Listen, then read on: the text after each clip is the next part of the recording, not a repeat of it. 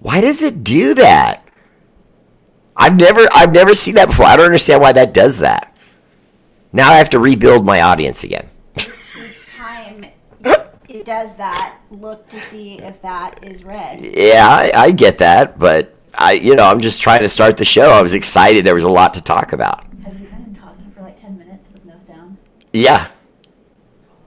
Yeah, I had so much to talk about. I wasn't even taking questions at that point. I was going to do the medal round and then, go right to it, and that's what I did. And so they just missed a lot of great podcasting.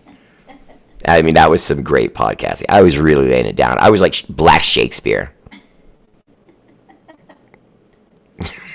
With shorter hair. All right, back into the front room. And no, this one doesn't count as you saving me. Actually, it does. No, you were going for 10 minutes no.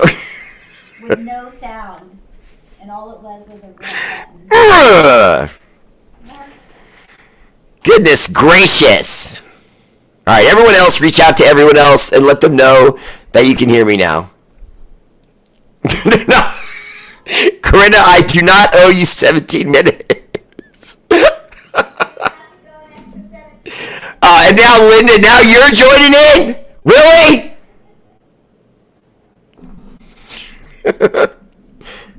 Oh. Look, you even saw, before the show, I was even checking it, I swear. Honest Boy Scout. I was checking it and everything, and I don't know. It still did it. That's why I didn't notice it on the obvious part. All right, so I just want to go over some stuff I was going over with you guys real quick because I don't want it to all go to waste. So here it is. This sucks. I can't believe I'm doing this on this episode. All right, here's the deal. The front office of the Raiders is split. I repeat, split down the middle about what to do at 6 in the first round. Now, there are half the office, which I believe is being led by Tom Brady. And then there's the back of the office, which I think might be being run by Mark Davis. Now, obviously, Mark Davis wanted to bring in Tom to make all the decisions. But he's still going to stick his nose in things. He's the owner. As well he should. I would if I was the owner. Now, having said that, it feels like, I'm not sure about this. I'm going to keep looking for more information. But right now, the only scoop I can give you, do the show in ASL. Oh, hang on. Wait. That was funny, Ramiro. So it feels like Mark is on the side of no. Get a veteran quarterback, someone we know can play.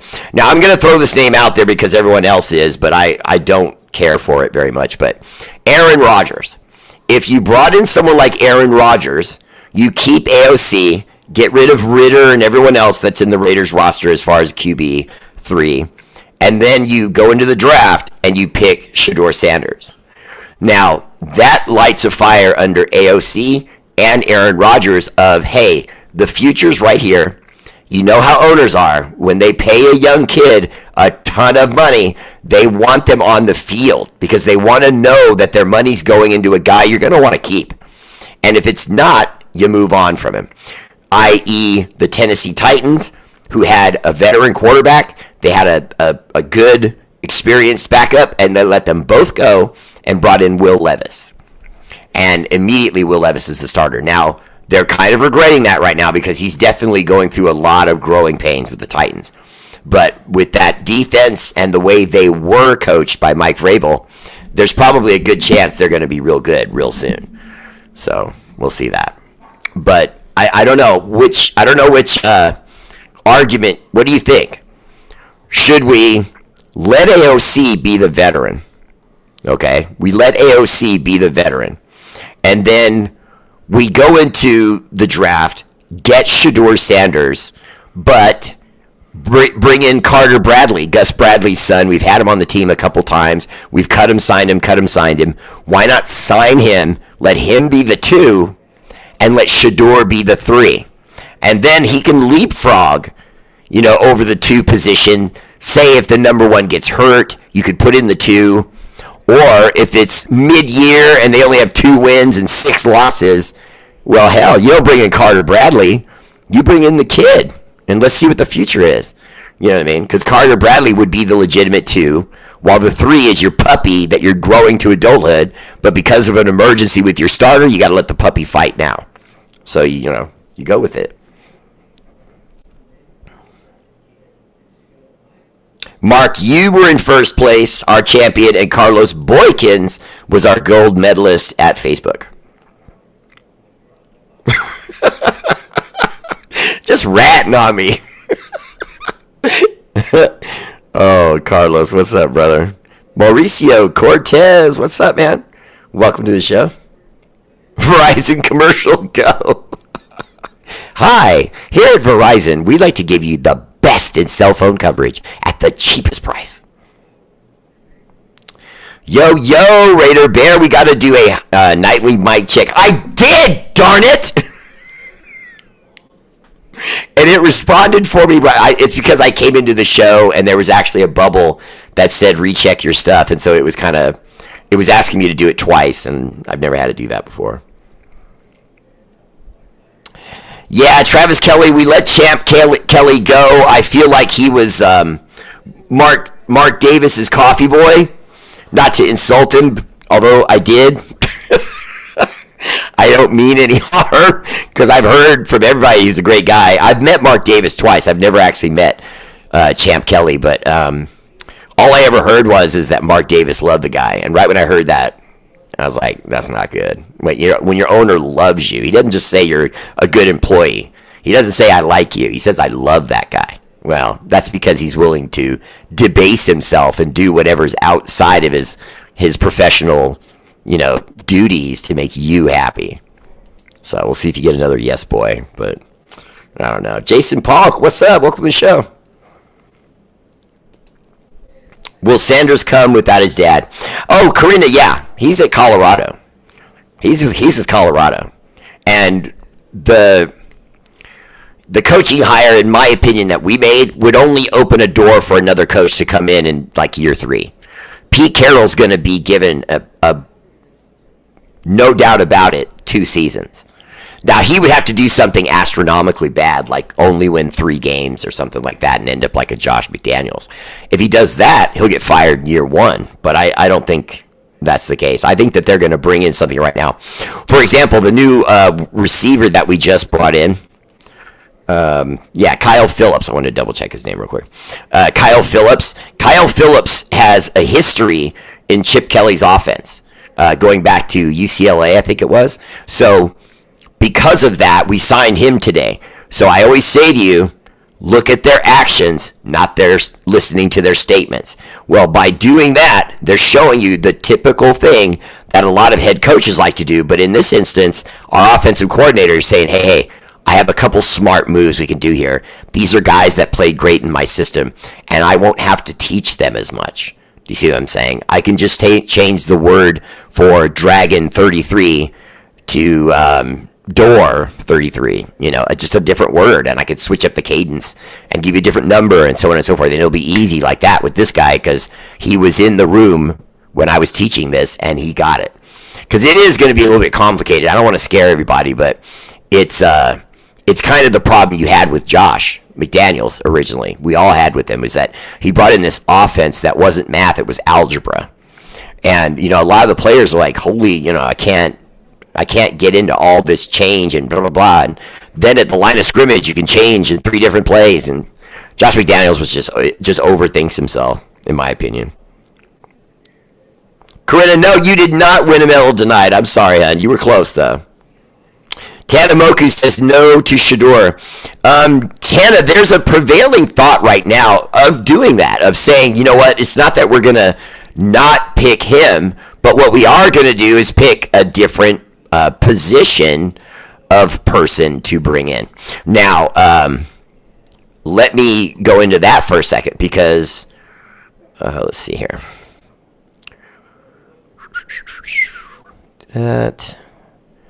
Okay, so let's look for a second at edge rushers. Okay, just for a second. Now, with edge rushers, Abdul Carter of Penn State. Now, I don't think he'll be on the board at 6 because he's arguably and very, arguably the best, elite number one defensive end out there. Now, James Pierce Jr. and Mikael Williams, James Pierce of Tennessee, Mikael Williams of Georgia, are both probably one or the other will be there when we go to make a move, because I feel like Shamar Stewart of Texas A&M or Jack Sawyer of Ohio State will go a little higher. I know I'm reading that some of the coaches, scouts are really high on Shamar Stewart and Jack Sawyer as dark horse. Hey, we were down here, but we're going to show you. We're like Max Crosby. We're going to come out of nowhere and show you what we have. And if that's the case, that's going to leave a window for James Pierce or Mikael Williams to be available. I love the idea of that. Bring in a defensive end to pair with Max, and your defense would suddenly become deadly immediately. Okay, and then on the defensive line, just real quick, Mason Graham. Mason Graham is a big boy. I love that guy. 320 pounds. He's 6'3", so it's, even though you hear 320 pounds, he's my height at 6'3". That's not as much weight as it is muscle and weight. So he's going to be a seriously powerful guy. Whereas your other two guys, Abdul Carter, who's number one, he weighs 260. And then James Pierce is an even smaller 243. So I like them on the edge, but not in the middle of the defensive line, for sure. And then if we are looking for the middle of the defensive line, one of the names that jumped out at me was Walter Nolan, Ole Miss, 305 pounds at 6'3". That's pretty good. And his 40-yard dash time was 4.95. That's up there with linebackers and defensive backs, safeties at speed. For a guy that huge, that's impressive. That denotes athleticism. So, Steven Shaw, what's up, man? Welcome to the show. Mark Vargas, Max won't like a bad season, but at the same time, there's no way we'll do what we just got through with Josh McDaniels. There's no way. Pete Carroll has forgotten more football than a lot of these guys will ever learn. I promise you. And we're hitting the ground running. And by the way, who's one of the realest Raiders you've ever seen? Who keeps it real all the time? Right? All the time. Played for the man. Okay? And all he could do was say, Raiders! In the press lobby as loud as he could when they were interviewing him on day one. And then he cut some podcast with one of his former teammates with Seattle, and they're both raving about how they can't believe that something like 6-7 years later they bump into the guy and he's still going, hey man, how you doing, guys? Woo, we're gonna get some competition this year. I'm gonna be out there. We're gonna do this. We gotta win. Isn't this guy almost 80? I think that's amazing. So, see, in my opinion, he's one of those guys that all of us know. There's one in almost every family where you have a guy that's 74 and he still drives a Porsche, but a newer model, you know what I mean? And that's kind of what he is. I'm actually really excited, more so than the initial signing. When they initially signed Pete Carroll, I was excited, but I was excited because I just felt like he brings stability. But now it seems like not only is he bringing stability, but he's going out and reaching out after Chip Kelly. Guys, if there's anything Chip Kelly's known for, it's that he makes your offense work. He makes your offense work double time. And going back to what we were talking about Shedeur and whether or not they should just draft down, which I think they're going to do, and take a different quarterback. If they take Shedeur, Chip Kelly will be the first to sit him down and say, Shedeur, here's what we're doing. I'm calling this, okay? In the huddle, I'm going to give you 2 plays, but I'm calling this. When you go to the line, if you see it's fishy and you don't like it, you go to play number 2. Do you know why you do that? Because you got a bubble screen on this side and you got a quick slant on this side. 2 separate routes that I'm giving you to get away from pressure and not take sacks. Even if it's just to throw the ball over their head or throw the ball at their feet, you need that target so that you can't get a intentional grounding call. That's the kind of thing Chip Kelly does. He builds in things into his offensive sets. For example, sometimes he'll put in a tight end and a running back, and then have the running back and the tight end, when the ball is hiked, step right out in front of the quarterback and become two extra blockers for the edge rushers or defensive tackles in the middle or on the sides that get through. Or if it's a linebacker blitz, find that linebacker and get him. And so now in a formation like that, you cannot get to the quarterback. If you need time and you're gonna execute that play, you're gonna execute that play. You're gonna get yards. And see, I like the way Chip Kelly builds.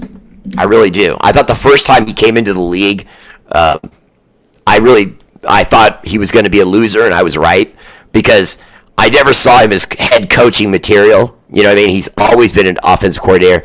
That doesn't mean he can't eventually become a head coach. You know, and he's got all that gray hair, so you're like, come on, Bear. Wouldn't you have to do it soon? No. You know what I mean? Look at Pete Carroll. He's got more gray than anybody. He's just got his, what is this, fourth head coaching job, I think it is. So, because he went on and off and on and off, I think, with the Jets once, and then, Seattle, so 3, maybe 4. Well, Tana, the only drama that's being caused around Shedeur is from the press. He's not doing it. And if you notice, he's not in the comments. He's not telling any of these reporters, hey, say this. You know what I mean? So I would argue that he's staying out of it. This is just the brouhaha to create clickbait, to make guys like me come on and follow stories that are pointless, which I don't do. You know what I mean? I'm not going into assumptions about what Shedeur is going to be. When I said, and I did say once that I didn't want the headache of Shedeur Sanders and Deion Sanders, but I said, and Deion Sanders. If it's just Shedeur, I view that differently. If it were him and his dad, and I was sure it's a package deal, then no, I wouldn't want that. But at the same time, we already are seeing cracks in that clickbait. Deion Sanders is with Colorado still. Has already said, I'm not going anywhere. And more importantly, the team that had the most heat that Deion might go there was the Dallas Cowboys, and they put that to bed by making a terrible coaching hire.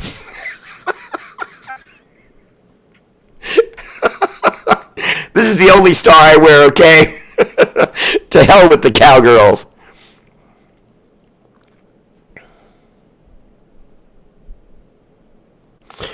Let me see that there. Okay, who's our quarterbacks right now? Just AOC, or do we still have Minshew on the roster? No, Jim, we've already released Gardner Minshew. AOC is still on the roster. The other guy who was the third string quarterback was the kid named Ritter. They've already let go of Ritter too. Now, that shouldn't alarm you, because even if we only had one quarterback right now, or none, you're not going to start the season that way. You know what I'm saying? And plus, they'll have their pick in. They're going to bring in a veteran. I'm almost sure of it. I don't want them to do that. I want to be clear and not confusing. I want AOC to be the veteran starter next season to protect Shedeur Sanders. Because I'll give you an example why I think it's going to be Shedeur Sanders. And Mark, I'll tell you why it's not going to be Cam Ward. It's going to be Shedeur Sanders if it's anybody, because he has so much hype behind him.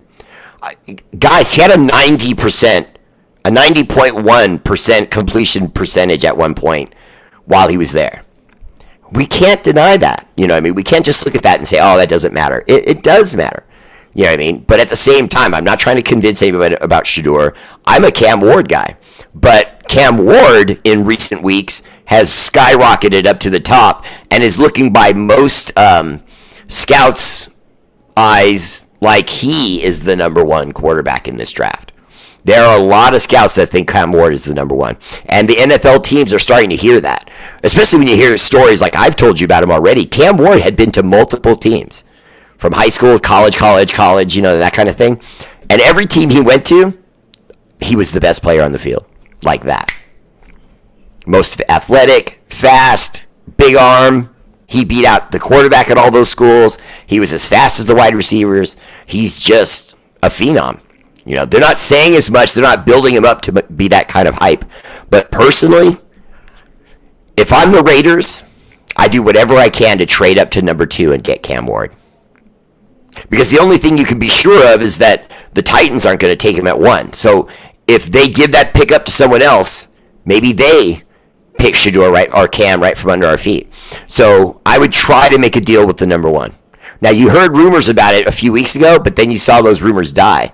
See, I'm thinking that was clickbait. I don't think we were ever really negotiating with the Titans. I'm sure we gave them a call. I'm sure we asked them what they want, and I'm sure what they wanted was more than what we're willing to pay right now. That's it. With Tom and his secret plans and Mark Davis and how he's going to adjust to those, they just feel like they're not going to get pressured into any deal, no matter who it's for, as far as quarterbacks or anyone else.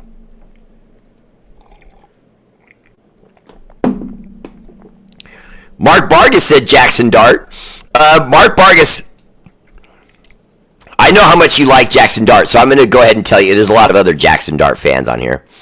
But let me just say this real quick. Jackson Dart has quietly become the number 2. Yeah. Very on the down low. Mark Vargas is the number 2. Or Mark Vargas, excuse me. Jackson Dart. Where did I get that from? But Mark Vargas, Jackson Dart is the number 2. Well, we've been told it's Cam Ward. First we were told it was Shedeur, Cam Ward. Now it's changed to Cam Ward, Shedeur, and then 3, 4, 5, and 6. Could be, you could just interchange those pieces. And then I saw one article that has Jackson Dart as the 2 or 2B, you know what I mean, right there with whoever else might be the second pick in the draft. So that's kind of interesting to me because you don't normally see that. It's something that I've always gambled on when scouts give you a black horse, a dark horse. I knew what we were going to pick when we were going after Henry Ruggs III. I knew it before the draft, and I was right. I knew about AOC before the draft, and I was right. And so I'm saying right now, I'm sorry, I'm aggressive. I think we should bring in Jackson Dart. And I'm a Cam Ward guy, I'm saying it, but I just don't think Cam Ward's going to be there.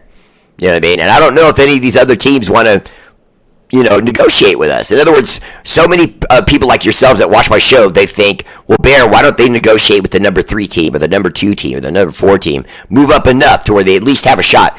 Because those teams don't want what the Raiders have. We don't have enough to offer them. So it's not that we don't want to do it. As a rule, if you don't move up when you have a target person, it's because you don't have enough to offer to get that high. And that's it. I think we would rather be higher. I think we would rather sneak into the top 5 somehow, but I don't see how they can do it. I don't see how they can do it. If they're going to do it, they better hurry up and do it because, we're coming up. We're coming up on this, and I just feel like one of these guys could be generational at quarterback. I think that. I really do. I think one of those guys could be a hell of a generational quarterback. We just have to wait and see, though, because we never know what you're getting until after they're out of college.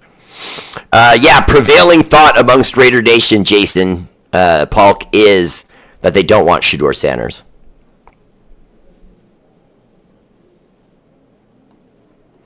Okay, let's see. I would rather make Mad Max Crosby our quarterback than bring in... Damn, Jason. Jason, put butts in Shedeur Sanders. Instead of Sanders, I'd rather take best position player at 6 and still try and draft a QB this year in the second or later rounds. Hopefully striking gold. Well, Jim, I agree with that, but I'm guessing that you'll understand when I say this what I mean, and probably already know this. But the politics of pleasing the public, of appearing to have made a bad decision. In other words, don't pick Shedeur and he turns into Jaden Daniels, the future for the Washington Commanders or whatever they're calling themselves now for the next 10 years. You know what I mean? I mean, they struck gold. That was supposed to be our guy. Now, could we find our guy in this? I feel like you can. I do. Now, every scout will tell you, though, this is the weakest quarterback draft they've seen in a while. They think these guys are weak.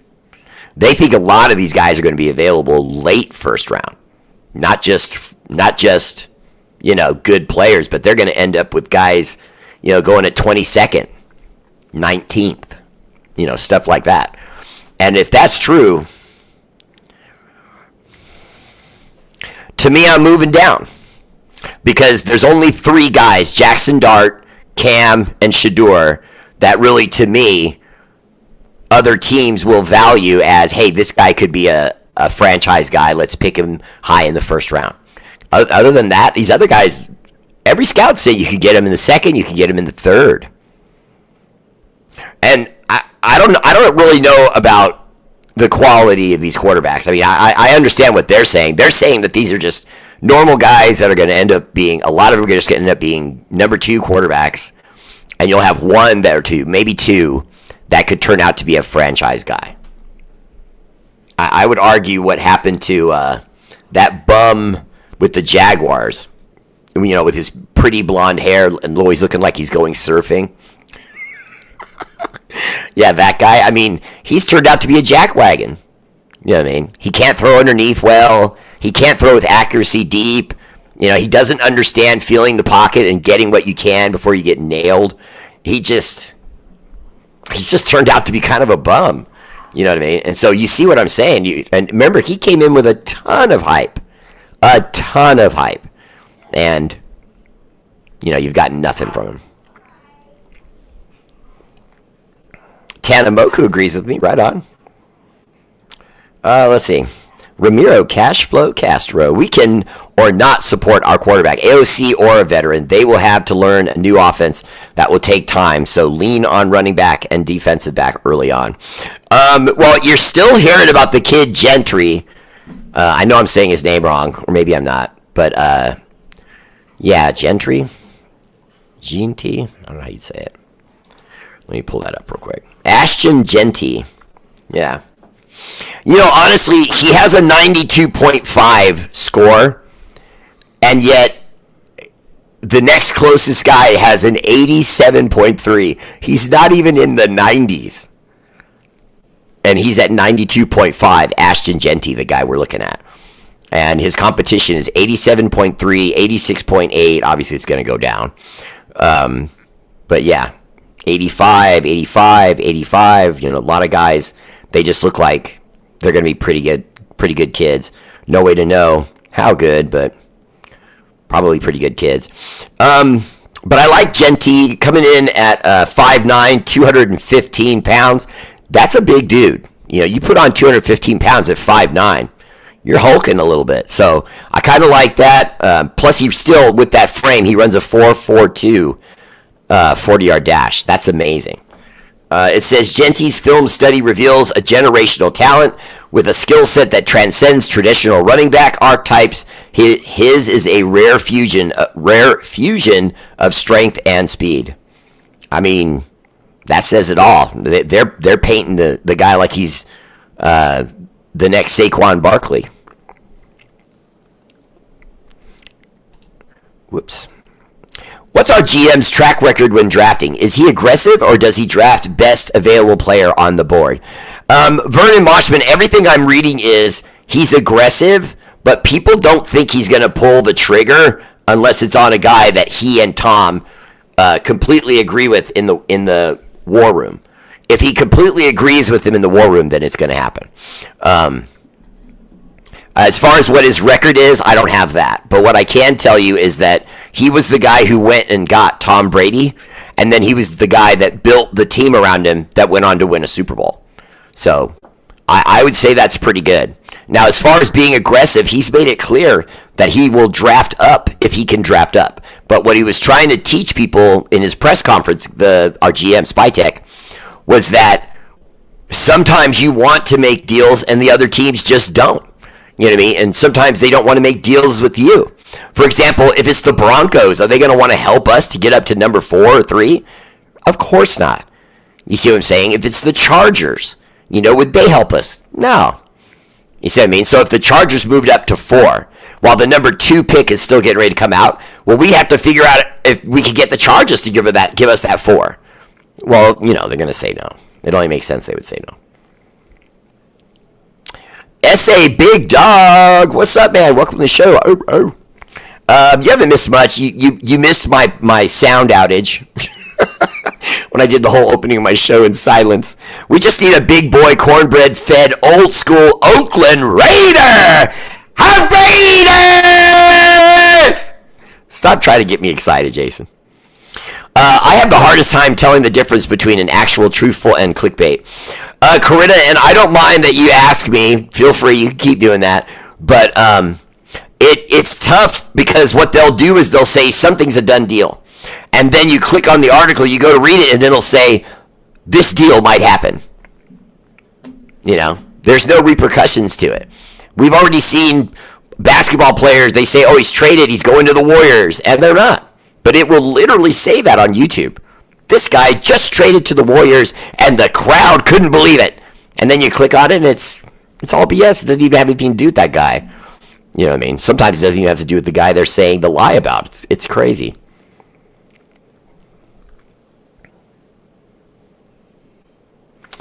He says he doesn't want to come here because of the comments. He does read them.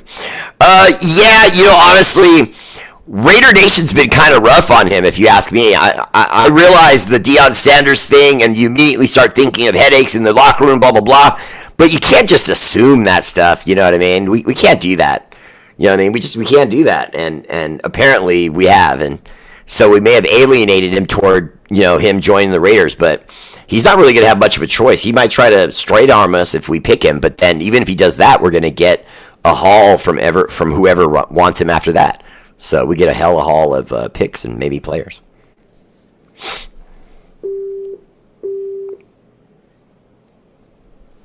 Whoopsie. Okay, there we go. Let me turn this off. I love winning football games as much as you, but at the same time, we could have had a first round. I love winning football games just as you, but at the same time, we could have had a first round. You know, honestly, I'm not going to go completely in front of the scouts. You know what I mean? I just can't do that. Most of the time, they're usually at least close. And I would have to say that if Shedeur Sanders were there at 6, I would have wanted to go with him. I would go with him. I know I'm saying I don't want him. I don't. But I'm saying the blowback from the press would be pretty rough if he then goes next door to some other team and he's a phenom. And we've already had that happen with Jaden Daniels. You're going to tell me you didn't watch our fans all getting upset and pissed off every time they saw a Jaden Daniels highlight? And there was a lot of them.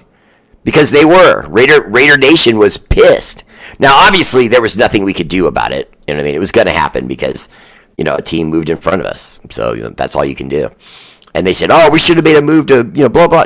Yeah, well, you know, shoulda, woulda, coulda. No sense in doing that. Yeah, there will be defensive players in the top 5 picked. Yeah, but Mark, I'm saying that's what makes this seem fishy. Because you know how it is. I mean, sometimes the scouts will tell you all this stuff, and then you show up to the show, and they're all wrong. Yeah, I mean, maybe the number 1 pick ends up being a defensive player instead of Cam or Shedeur. You know, that's a high possibility. I mean, Travis Hunter's still floating around out there. You know what I mean? So, we'll see. Armando Medrano, what's up, man? Welcome to the show. I've been saying take Dart for how long? Yes, Bill, you have been saying that from day one. Shade Street, that's my guy right there. What's up, brother?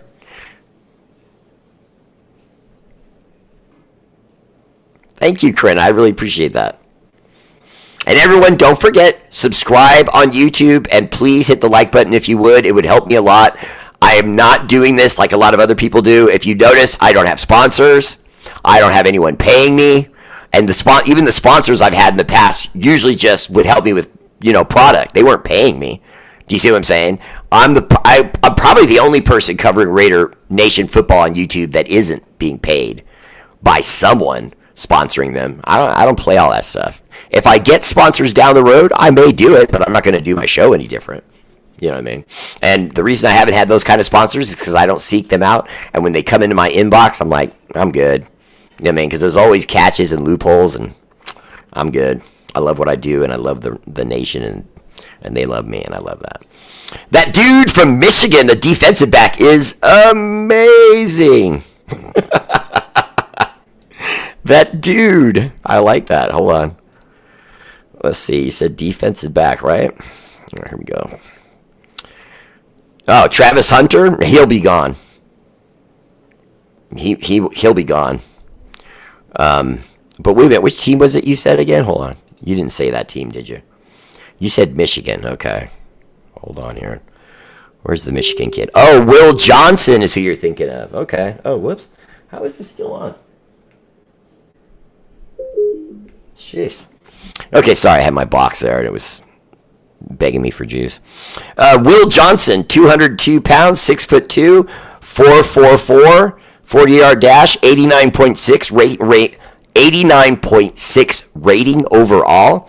The NFL cornerback prototype is changing, and Will Johnson represents the new wave. His rare combination of height and length and football IQ.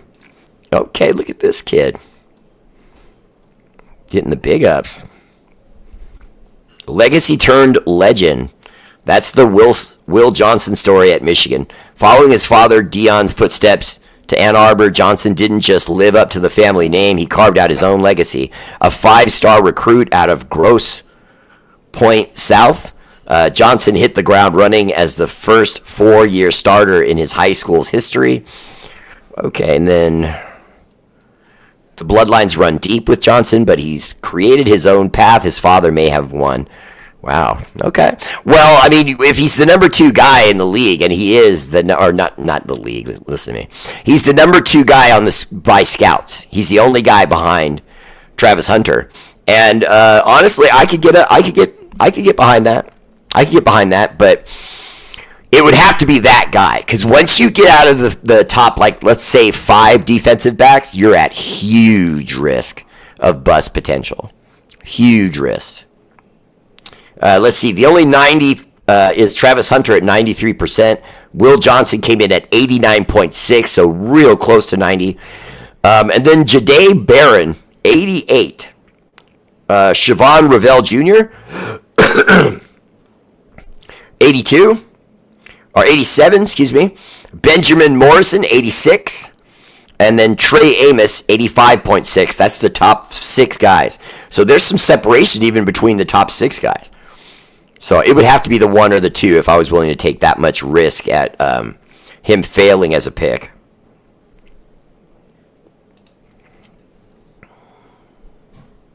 Whoops. Okay, sorry.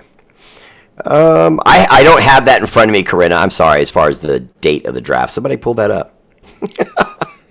Do my show. Let's see. I'd be good with picking him. Just worry about his injuries. Okay, that makes sense. Troy Gill, what's up, man? Welcome to the show. The salary cap went up. What means for Raiders and free agency? Troy, what it means is you can just, but not just for the Raiders, it's for all teams, but it just basically means you're going to be able to spend more for players. Your overall total money you can spend on players throughout the team is going to go up. And it's not by a little. It's a lot. And we already right now have $100 million in cap space, which is like unheard of, at least for us. So,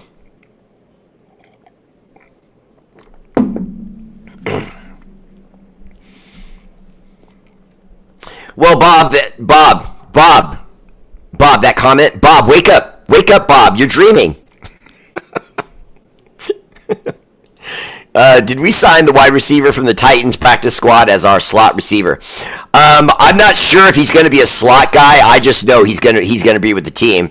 But more importantly, he has a familiarity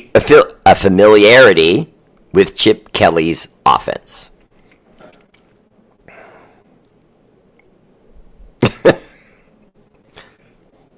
Wait, Mark Vargas said exactly.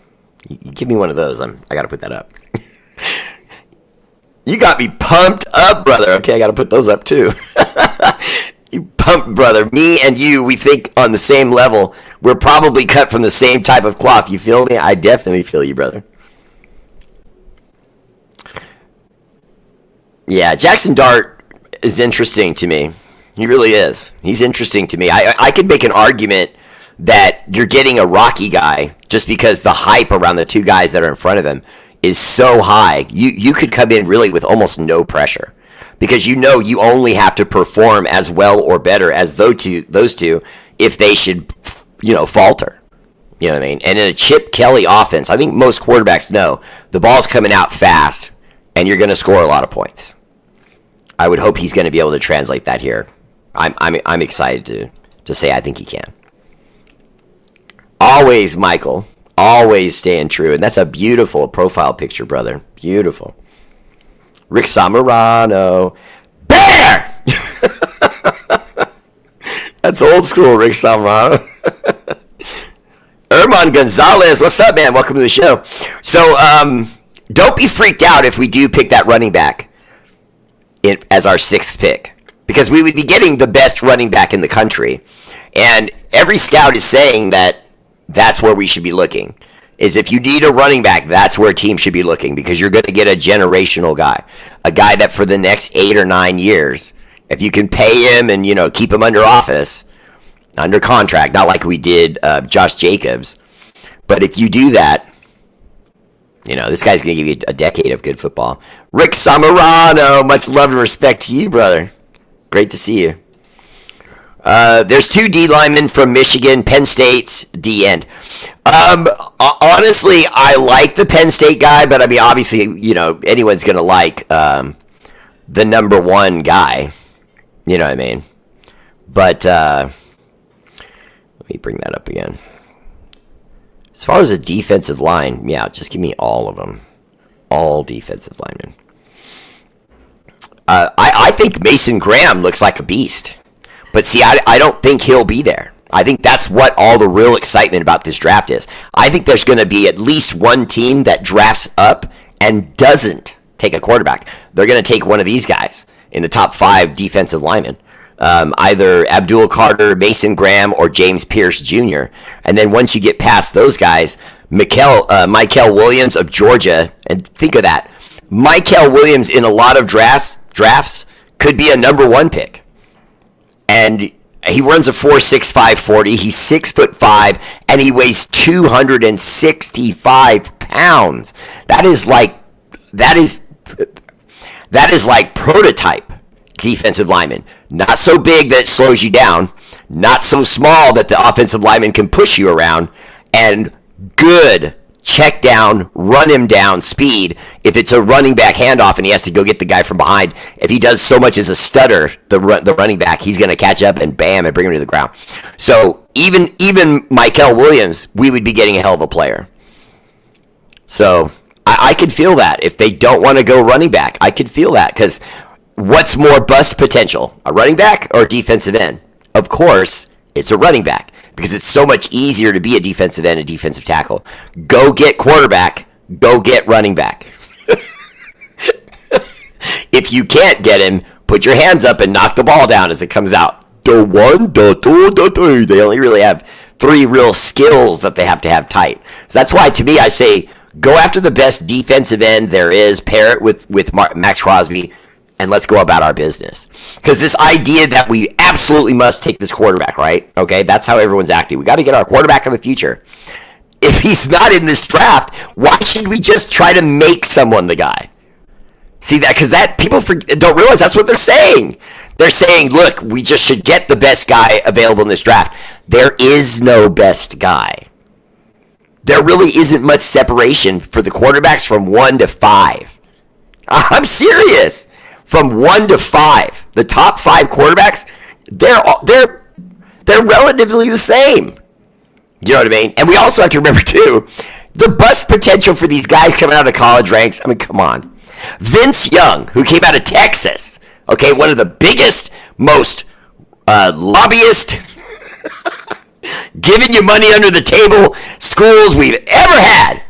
Okay, had a great dual battle with USC, beat them. Was one of the best running and throwing quarterbacks in the country. Comes to the NFL and turns into DeMarcus Russell. Jamarcus Russell, excuse me. Like, stop it. I'm good with the running back. Genty, Hampton, Caleb Johnson. Don't sleep on Trayvon Henderson from the Ohio State. Right on, brother. Great comment. If we get quarterback first, I could see us going after the running back from Ohio State. He's still going to be on the board. Yeah, that's a possibility, and that would be a good draft. To me, that would be a good draft. Oh, okay, Corinna Trujillo. Here's my guy, Mark Vargas, letting you know the draft is April 24th and the 26th, and I'm going to be covering it as always. Whoops. Go here. Nope.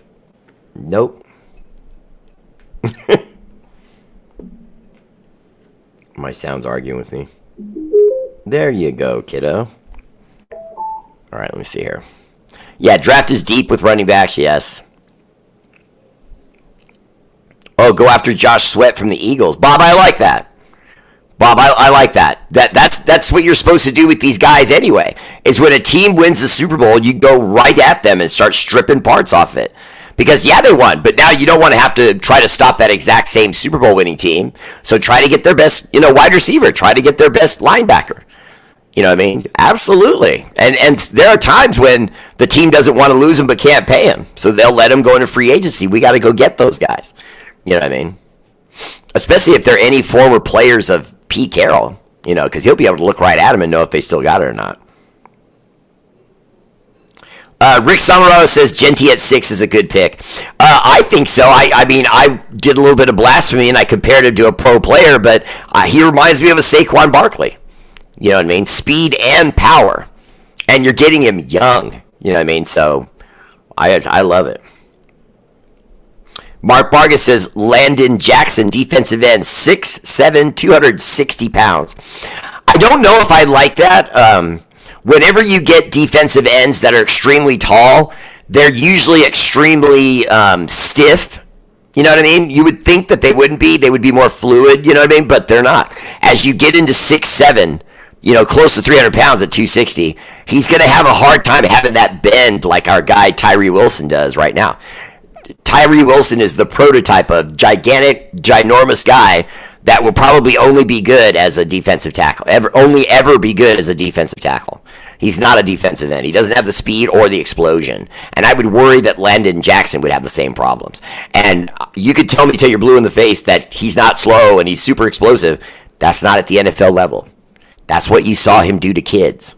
You see what I'm saying? I got to see him come up and do it to adults. Then I'll know. And if that's the case, then you don't really know if he's the best guy available. Whenever there's a best guy available, you know it like that. There's no questioning it. An older guy that I really respected one time, he taught me, if you love a player, okay, and he has a great career, and then your friends and other sports fans start to debate, should this guy be in the Hall of Fame? If there's a debate, he should not be in the Hall of Fame.